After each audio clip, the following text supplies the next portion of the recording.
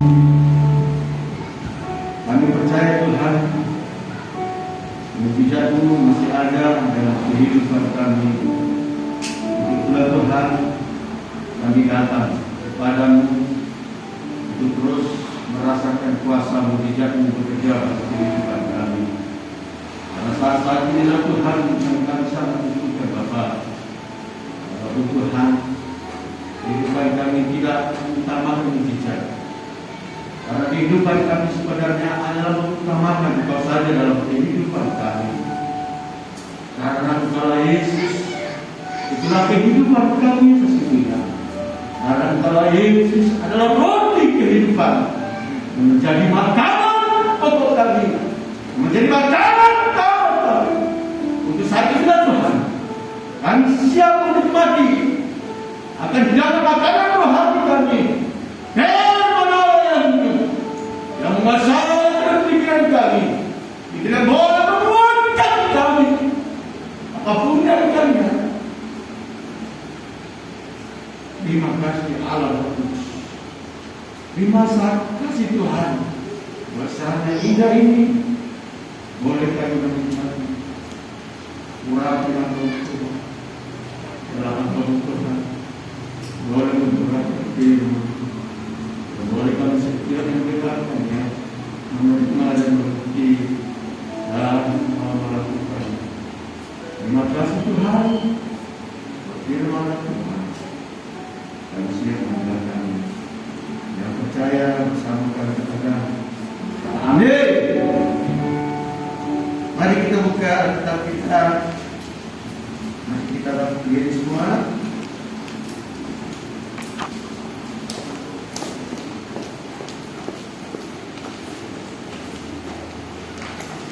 Firman Tuhan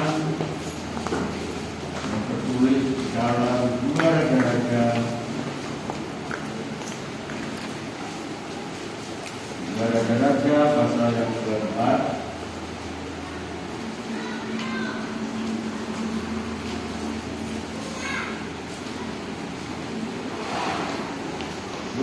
Pasal 4 ayat 42 sampai dengan 44.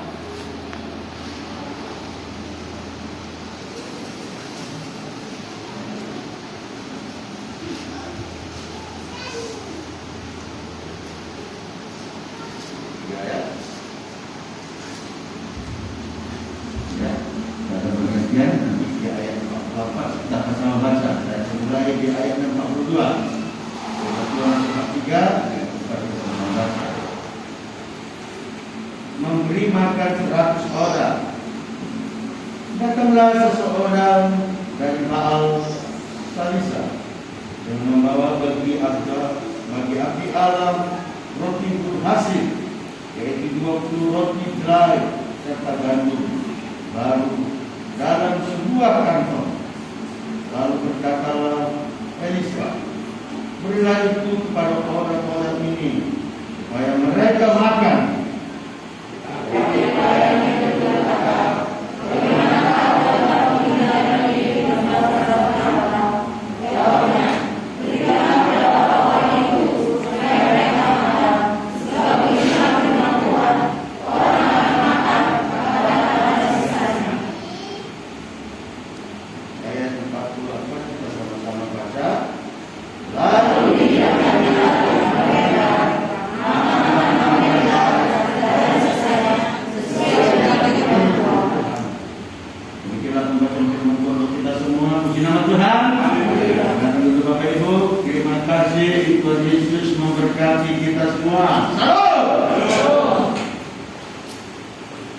Sungguh kasih setia Tuhan itu saat ini boleh kita rasakan. Kasih dalam nama Yesus, bangsa Israel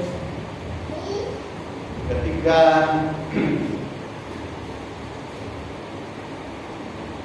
Raja Salomo dan Raja Daud telah mendahului kehidupan bangsa Israel, itu silih berganti mendapatkan kesulitan, baik penyakit sampar, kelaparan yang melanda mereka. Jadi saat itu kisah firman Tuhan itu pada saat masa-masa kesulitan, masa kelaparan. Sebagaimana firman Tuhan yang baru kita bacakan, Elisa itu adalah kepala rombongan hamba Tuhan yang menggantikan daripada Nabi Elia. Ternyata Nabi Elisa ini tidak kalah penuh urapan daripada Nabi Elia. Bahkan kuasa Nabi Elia itu dimiliki Elisa 2 kali lipat, sehingga nyatalah di dalam setiap pelayanannya dia menyatakan kuasa Allah bekerja dalam pelayanan. Mukjizat-mukjizat terjadi. Saat ini juga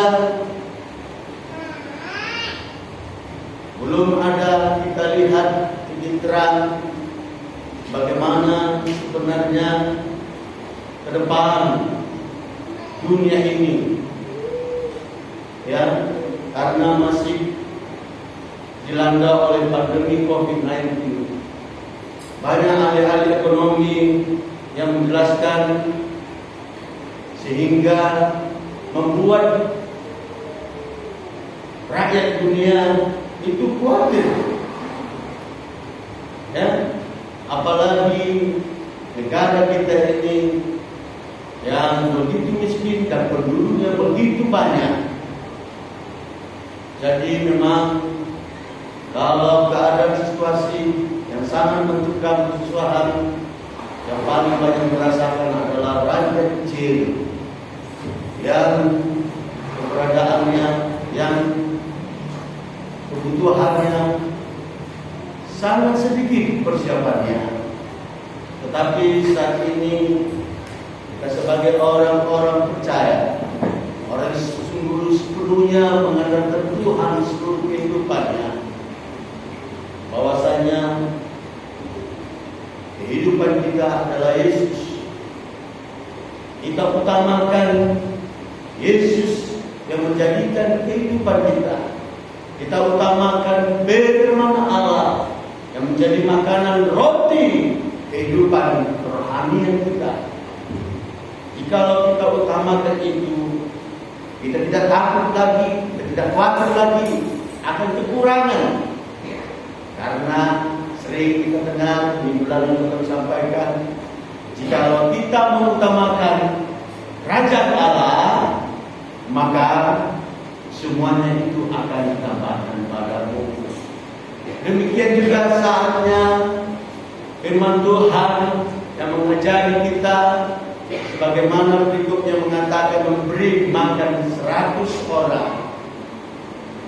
Di dalam penantian hamba-hamba Tuhan, rombongan Nabi Elisa untuk beroleh mereka makan, mereka hanya berharap kepada Tuhan. Mereka hanya berharap kepada Tuhan.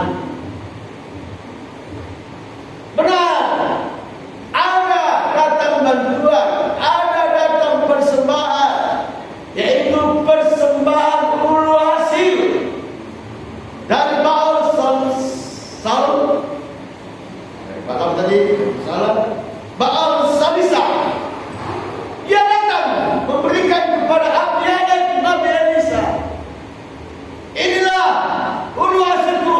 Ulu hasil pastinya adalah hasil pertama dari usahanya, dari pekerjaannya.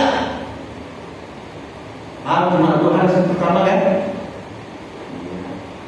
Kalau kita memulai pekerjaan baru, ada hasil pertama, itu boleh diserahkan kepada Tuhan.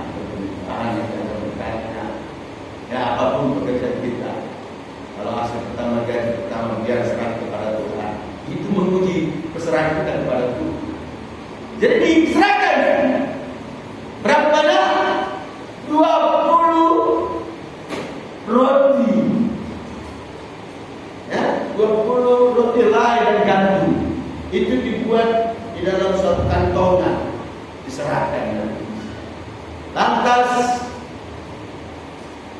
Elisa mengatakan bagaimana kepada pelayannya, berikanlah kepada mereka supaya mereka makan. Tetapi apa yang kata pelayan? Wah, bagaimana aku membagikan makanan ini kepada mereka yang 100 orang? Artinya apa? Memang mereka saat itu berkurang. Berarti cuma itulah yang ada.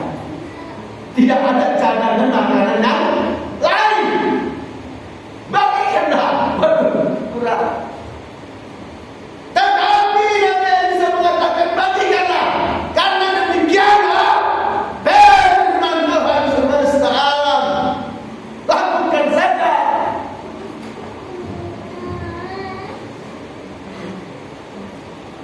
Apa yang terjadi?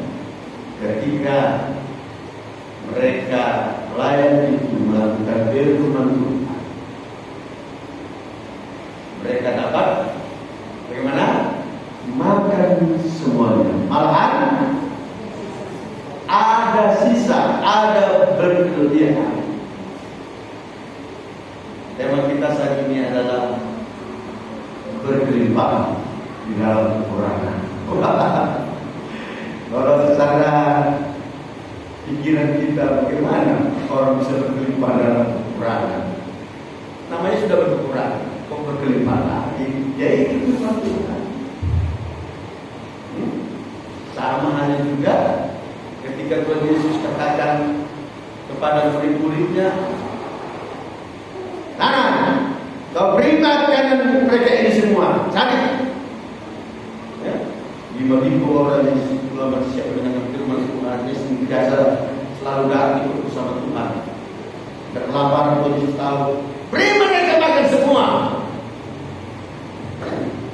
Memang Yesus, kalau mengikut Tuhan Yesus, berarti Yesus harus bertanggung jawab, ya, pada pengikutnya. Beri makan mereka. Karena di dalam pikiran itu rasa gampang kali Tuhan Yesus mengatakan beri makan. Apa yang mau kasih makan? Padahal belum ada tersedia begitu. Apa yang Tuhan Yesus? Ya tidak.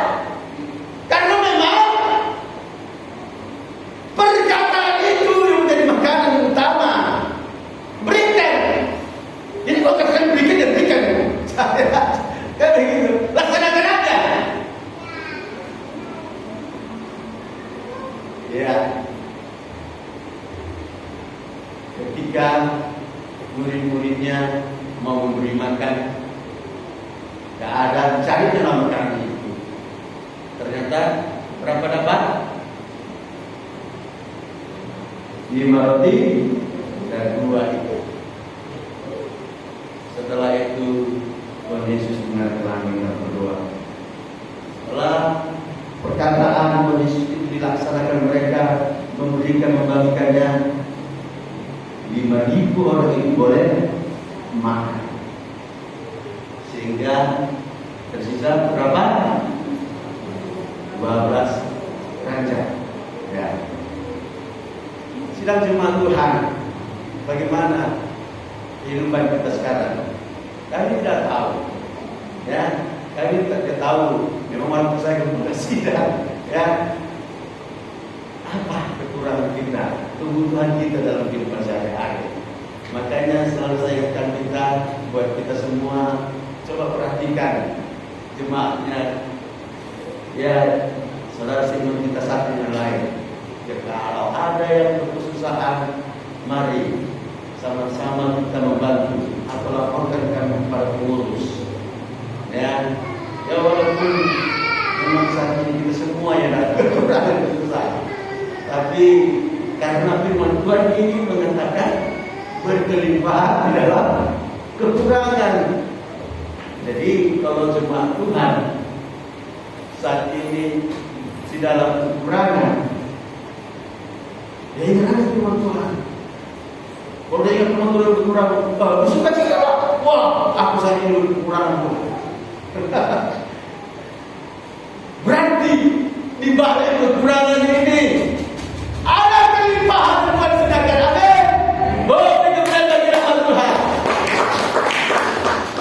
Ada dalam kemarin saya berjumpa dengan teman lama saya. Ya, teman waktu saya sama-sama sekolah di SPEMA pertanian dari Barat. Pulang dari kampung kami menjenguk akan kami yang sana yang dalam keadaan sakit. Pulang dari situ saya tahu bahwa kami akan melewati ruko teman saya ini. Saya mau saksi dulu saya dalam proses saya karena kawan saya ini berkali kejadian. Kalau saksi saya pada dia, kamu jangan masih cari makan aja, cari uang aja. Kapan waktu melayani, itu dalam hidup saya kan. Jika saya sampai dilihat wajah saya, tak kenal dia. Ya? Jadi saya katakan, ini Pak semana saya mau ganti oli. Oh iya Pak, ini ada olinya. Tapi nggak bisa kami ganti Pak. Oh gitu. Ada oli nggak bisa Bapak gantikan. Iya Pak, Bapak pulang aja. Ah jangan. Mana tahu saya, apa? Kalau kalian gantikan bocor nanti. Tak mungkin lah saya katakan. Maaf ya bisa. Jadi, tak bisa ya? Iya enggak? Wah, sama pulang gua, belum sembuh. Sembuh ini. Iya ada orang pulang gua. Saya ini berdoa, itu kan kita doa seribuan, saya kata UBG, ya UBG tahu saya, masa tak kenal kamu, oh kau dia itu lah, cuman kamu mulai, itulah, dia tahu sibuk terus, bagaimana pelayanan, wah, tahu. Yang betul, ya kalau aku masih mulai, kata begitu. Iya lah. Memang tapi terus melayani Tuhan. Tapi janji pemilu, tidak sepenuhnya saya ini. Gak mungkin Tuhan memberikan tahun-tahun lain. Semuanya ini. Iya. Yang merokok lain boleh. Iya. Masa ada yang merokok?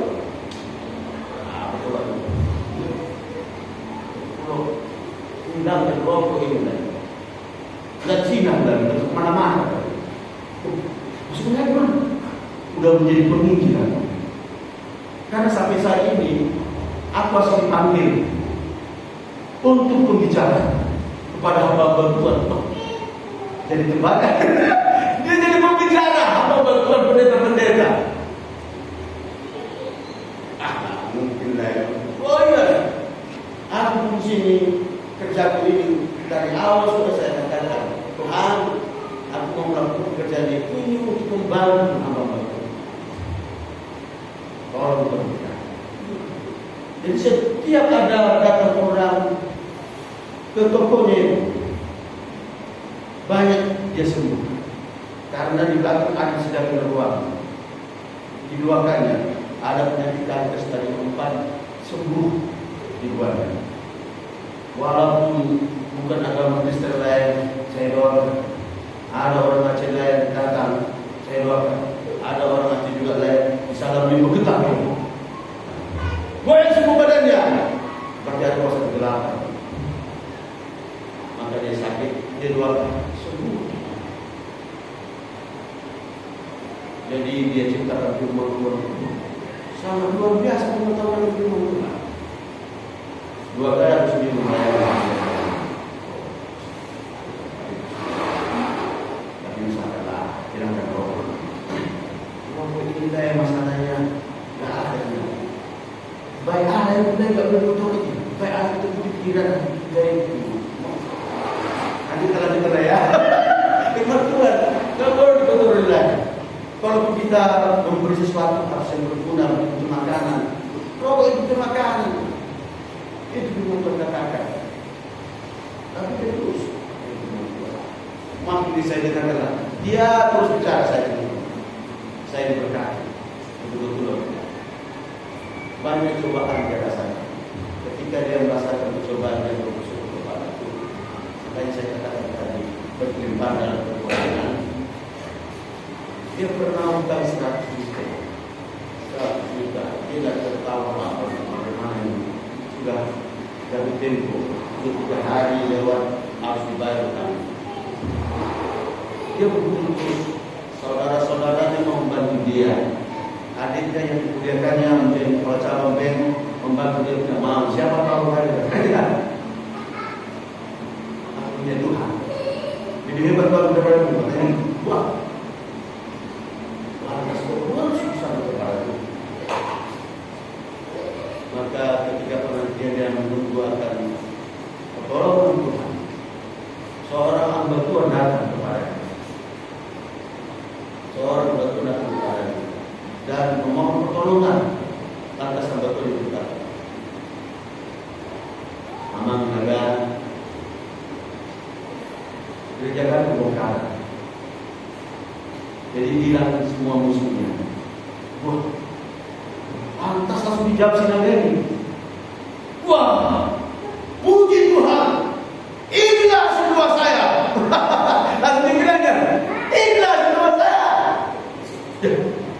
Karena sebenarnya Pak saya lebih susah daripada Bapak. Tapi karena Bapak mengeluhkan kesusahan Bapak, saya tertolong.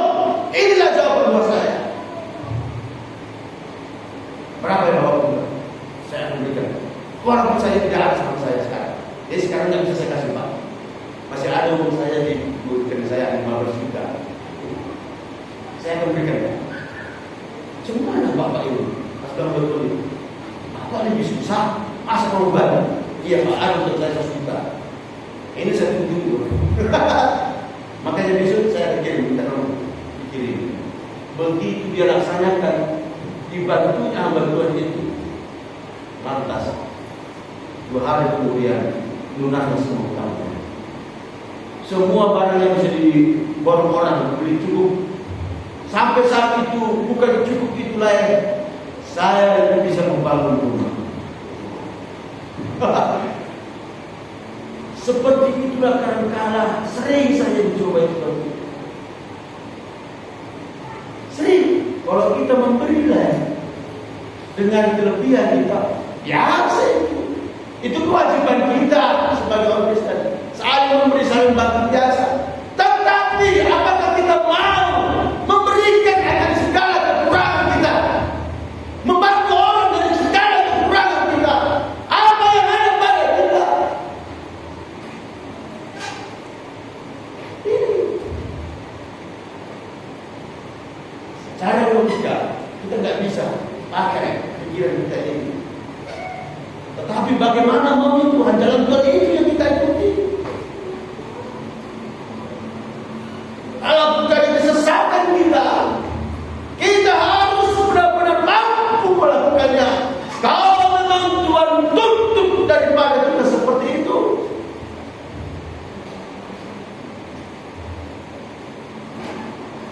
kepada janda Sarfat itu, bagaimana?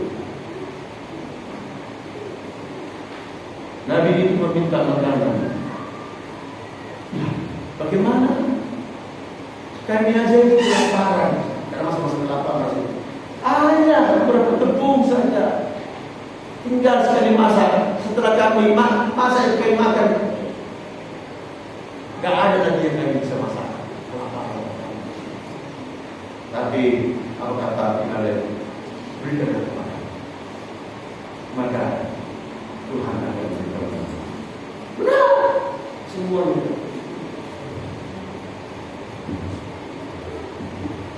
Memang kadang-kala percobaan itu datang mengujikan penderitaan, datang mengujikan dari kita. Karena Tuhan tahu kemampuan kita ini. Karena Tuhan tahu yang percaya kita ini. Supaya kita bisa melihatnya kuasa Tuhan bekerja, supaya bisa kita melihat kuasa Tuhan itu bekerja ketika kita mau melakukan pemberian. Bagaimana hal itu juga yang dialami seorang janda di dalam 2 Raja-Raja pasal 4 ini. Coba kalau kami baca 2 Raja-Raja pasal 4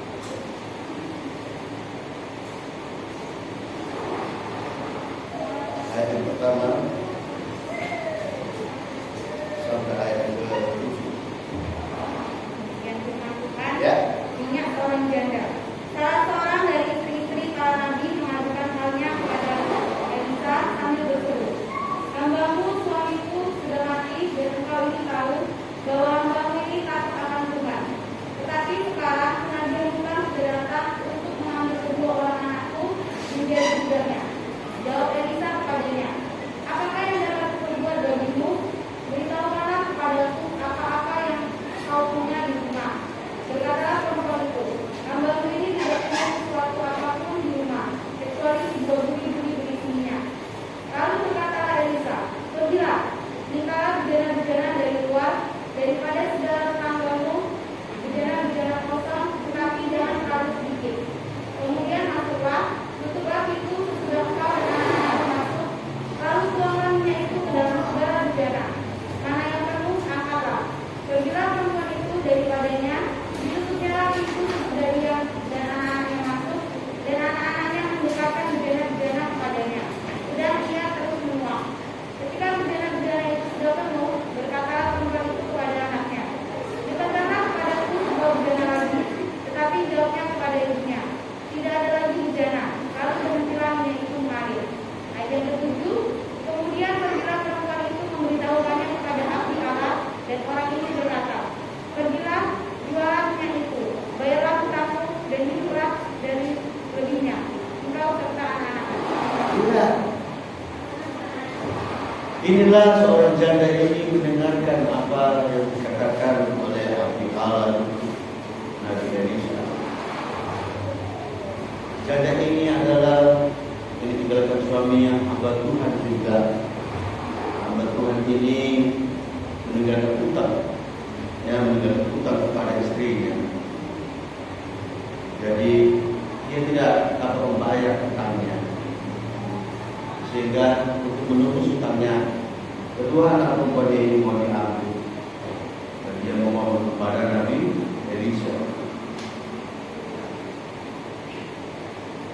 Yang paling penting di sini, firman Tuhan kita ingat apa yang ada pada Nabi, apa yang ada pada hanya seberapa minyak dalam bui itu yang ada pada kami. Kita ada produksi minyak, ya lakukan aja. Isilah dengan minyak itu seluruh ember yang ada padamu. Jikalau perlu banyak, pinjamlah kepada tetangga-tetanggamu. Semuanya diambilnya ember sebanyak mungkin. Lantas dia lakukan apa yang dikatakan Nabi Elisa. Dia menutup rumahnya rapat-rapat. Lantas dituanglah minyak itu yang ada padanya kepada ember itu tidak bisa habis minyak itu. Padahal kecil kan, kalau berikan tempat beli kecil, itu apa ember? Sudah sampai penuh isi. Wah, luar biasa. Sehingga setelah itu semua habis, dia berlaku pada hamba yang Nabi Elisa. Apa yang kita lakukan?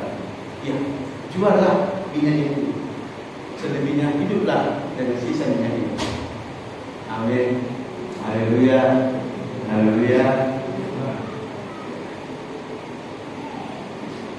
Jadi Bapak Ibu, jangan katakan Tuhan gak ada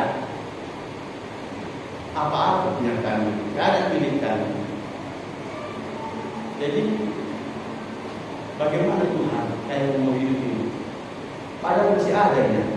Waktu kita bilang gak ada Tuhan, itu memang gak ada nanti. Ya kan?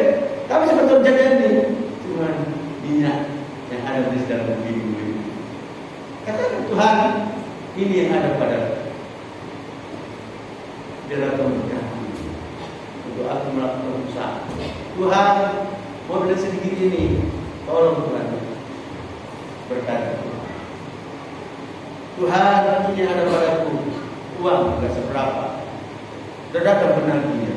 Kalau saya bayar Tuhan, ya nggak cukup sama itu Tuhan, matilah kami. Tolong Tuhan. Apa salahnya kita kepada Tuhan? Terima kasih Tuhan, Engkau masih memberikan aku makanan saat ini. Boleh main makan, tapi minggu depan tidak tahu nih Tuhan. Tapi saya percaya, karena aku cukupkan itu semua. Tuhan, sudah 2 minggu kami isolasi mandiri, nggak kerjakan. Ini kalau kita apa makan. Ngerikan sekarang kehidupan ini Tuhan. Mau kerja pun dilarang. Gimana kan? Akhirnya kami penuh kekurangan. Haleluya. Tapi saya percaya dengan Tuhan, belum ini masih cukup kan? Amin. Ya karena belum ada dalam sama pengurus. Kan itu. Ada yang cukup Pak. Syukur. Kadang-kadang cuma Bromo ini semakin beriman dan berasa. Malah berlaku sama pengurus. Dibangun berlaku kepada Tuhan. Amin. Oh, bikin itu yang perlu. Berlaku kepada Tuhan. Tuhan yang bisa mencukupkan segala sesuatunya. Ya. Ada dia. Apakah jemaat Tuhan tidak akan kebutuhan kita? Apakah jemaat Tuhan tidak akan kehidupanmu? Ya. Kita adalah Tuhan. Hidup dari kelimpahan. Mari kita baca firman Tuhan yang tertulis di dalam 2 Korintus pasal 9 ayat 8. 2 Korintus pasal 9 ayat 8. Dan Allah sanggup melimpahkan segala kasih karunia kepada kamu, supaya kamu senantiasa berkecukupan di dalam segala sesuatu dan malah berkelebihan di dalam berbagai kebajikan. Berkecukupan dari segala sesuatu. Apa kekurangan kita? Masih berkecukupan. Gak cukup kita yang bisa makan. Dicukupkan Tuhan membangun sekolah anak kita. Dicukupkan Tuhan membayar kuliah anak kita. Haleluya. Segala sesuatu yang terkatakan. Malah kita berkelimpahan di dalam berbagai kebajikan. Kebajikan ini yang paling sebenarnya yang utama. Kita tahu menggunakan apa yang Tuhan berikan kepada kita yang terbaik. Ya, tidak harus berpoya-poya, enggak atau inginkan. Inilah kita anak manusia yang Tuhan telah percayakan harta itu, yaitu kebajikan. Firman Tuhan ini yang mengajarkan bagi kita untuk berkelimpahan kita akan firman Tuhan, pengajaran yang Tuhan berikan. Bila kita benar-benar sama-sama terus merenungkan firman. Sedang jemaat Tuhan yang kami kasih dalam nama Yesus. Dan kehidupan ini kita tidak tahu ke depan bagaimana. Tapi janganlah pikirkan, karena Tuhan katakan hari esok itu biarlah tersendiri persoalannya. Hari ini biarlah itu boleh diselesaikan. Dan juga katakan cukupkanlah apa yang ada kepada. Artinya apa? Anak-anak Tuhan, jangan kita mempunyai sesuatu merasakan berkelebihan sehingga segala sesuatu yang Tuhan berikan kita tidak gunakan semana mestinya. Yang Tuhan mau, kalau memang kita sudah merasa berkecukupan, ada suatu kelebihan, itu Tuhan berikan supaya kita boleh juga menyalurkan kepada orang lain. biar kita menjadi alatnya untuk boleh menurunkan berkat Tuhan kepada orang lain, sehingga lewat kita orang lain boleh melihat kuasa Tuhan, pemeliharaan Tuhan ada pada mereka. Misalnya kita mau dipakai Tuhan menjadi saluran berkat, percayalah, pedulilah kita satu dengan yang lainnya. Kalau kita peduli satu dengan lainnya, pasti Tuhan akan tolong. Ingat kami, kita kayak peduli kepada tetangga kami atau agama kawan kami yang sebelah, bersama kawan kami Sinaga. Saya katakan kami Spema, ya, kami praktik di Sungai Putih, jauh dari kota, tempatnya gelap, tapi banyak penghuni kos gelap, sehingga salah satu teman kami yang agama Islam itu berasukan diganggu oleh kuasa kegelapan. Makanya anak Sinaga saya katakan tadi itu adalah anak pendeta. Dia katakan dia adalah kekuatan mereka. Kayak kumpul kita buat baktian katanya. Kumpul kami di mes. Kalau kumpul di mes, dia bingung dan tidak mau mempraktekkan apa yang Tuhan beri kuasa pada dia. Dia mengajak. Maka saya bergerak. Saya buka firman Tuhan. Saya agak ujian. Saya pimpin karena dia tak mau takut. Masih saya mau baca kan. Jadi saya pimpin, mereka tahu saya ini anak pendeta juga. Tapi saya doakan mereka. Begitu kami doakan sembuh. Kami orang Kristen tidak ada kenal.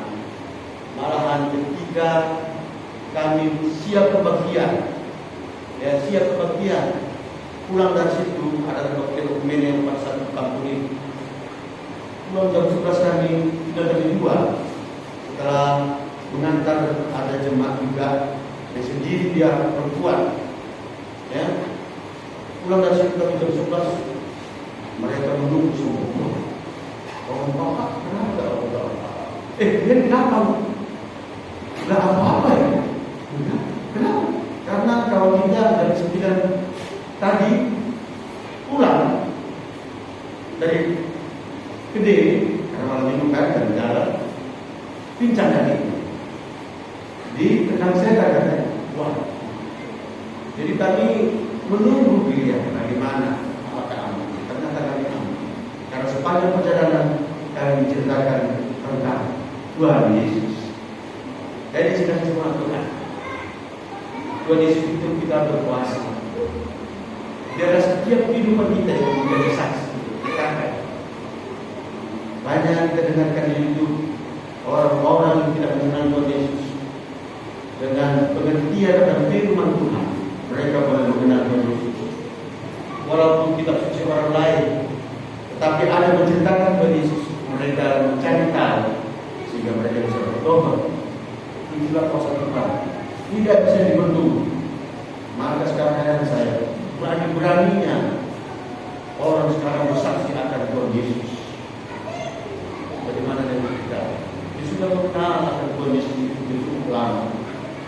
Katakanlah, apalagi saat-saat yang detik ini, apalagi kita saat berjalan dalam lembah kelaman, biarlah kita tetap mau menyaksikan kebesaran Tuhan, mau menyaksikan dan kuasa Tuhan.